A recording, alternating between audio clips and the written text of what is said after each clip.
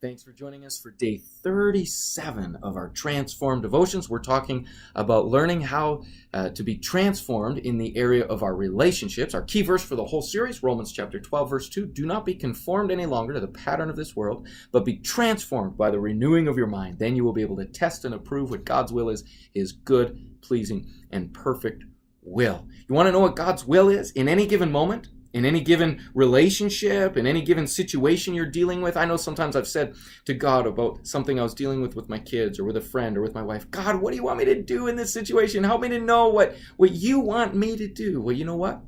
You can learn what God would want you to do in any given situation if you transform yourself by renewing your mind. And how do you do that? You learn God's word. When you learn God's word, you learn God's thoughts and his ways.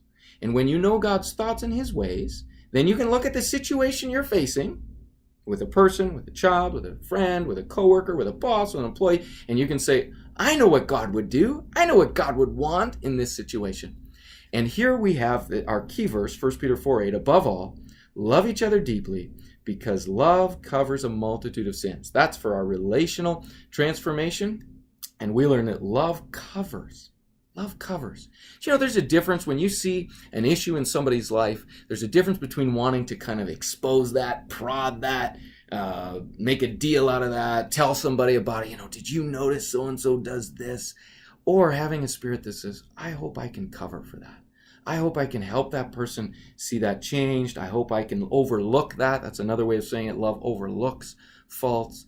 What attitude do you have towards other people in your life? Do you want to just kind of expose the problems, the sins, the challenges you see in them, or do you want to cover for them and help them see those overcome? Let's continue to press forward and work living like God and in being transformed in our relational health. Thanks for joining us for day 37.